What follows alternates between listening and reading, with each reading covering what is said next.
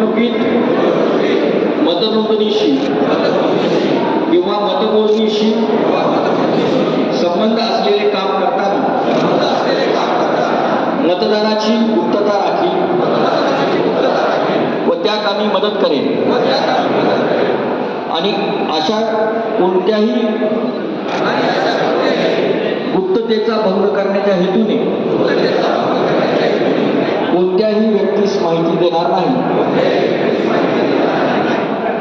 अशी कोणतीही व्यक्ती या तरतुदीचे उल्लंघन करेल तिला अपराध सिद्धीनंतर 3 महिन्यापर्यंत असू शकेल इतक्या मुदतीची कैदेची शिक्षा होईल